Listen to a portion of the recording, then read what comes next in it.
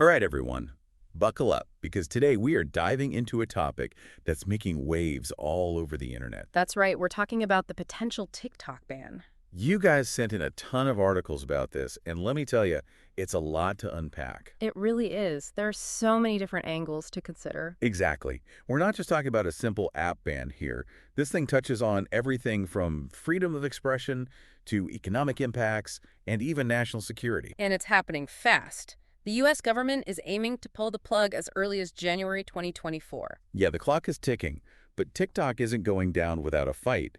They've filed an emergency motion to delay the ban. It's a pretty bold move. So what's the core issue here? Well, it all boils down to TikTok's parent company, ByteDance. Right, which is based in China. And that's where the alarm bells start ringing for the U.S. government. They're worried about data privacy, and it's not hard to see why. Okay, so break it down for us. What are the specific concerns? Well, think about it. TikTok has a massive amount of data on its users. Right, like everyone's scrolling through those endless videos. Exactly, and all that scrolling is generating a treasure trove of information. Not just basic stuff like names and emails, but browsing habits, personal preferences. Even things like geolocation data. Oh yeah, they know where you are, what you like, what makes you tick. It's all right there in the data. So the concern is that the Chinese government could get their hands on all this data. That's the big fear.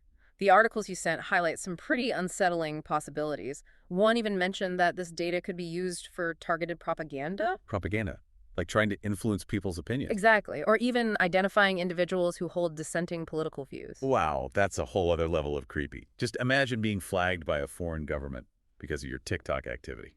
It's a chilling thought, and it's not just theoretical. There's a lot of debate about how much influence the Chinese government actually has over companies like ByteDance. Yeah, I can see why people are worried. But on the flip side, there's been a huge outcry from TikTok users and creators. Oh, absolutely. For many people, TikTok is more than just an app. It's a community, a creative outlet, a source of income. Some of the articles even called it an economic lifeline, especially for younger creators. You know, one article really stuck with me. It talked about how these creators have built their entire careers on TikTok. It's their livelihood. A ban would be devastating, not just for them personally, but for the whole creator economy. Imagine pouring your heart and soul into building a business, only to have it ripped away. It's heartbreaking. So we've got these national security concerns on one side and the livelihoods of real people on the other. It's a real dilemma. Yeah. And then there's the legal battle itself. TikTok has filed an emergency motion to delay the ban.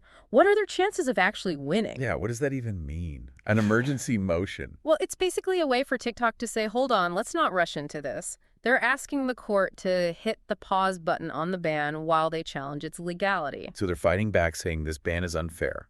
Exactly. And their argument, as outlined in one of the articles, is that they've already taken steps to address the data privacy concerns. Like what? What kind of steps? Well, they're proposing a pretty radical plan, actually. They want to create a system where all U.S. user data is managed by a third-party American company. So they're trying to distance themselves from ByteDance and reassure the U.S. government. That's the idea. They're saying, look, we get it. You're worried about data security, so we're going above and beyond to make sure your data is protected. Yeah. But is the U.S. government buying it? That's the million-dollar question. The articles I read suggest there's still a lot of skepticism. They're not convinced that these measures are enough? Right. The government's counter-argument is that the fundamental risk remains. Which is?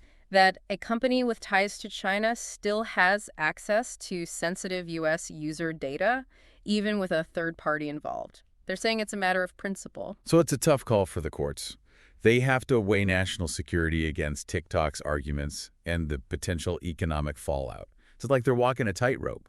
And to add another layer of complexity, there's the incoming administration.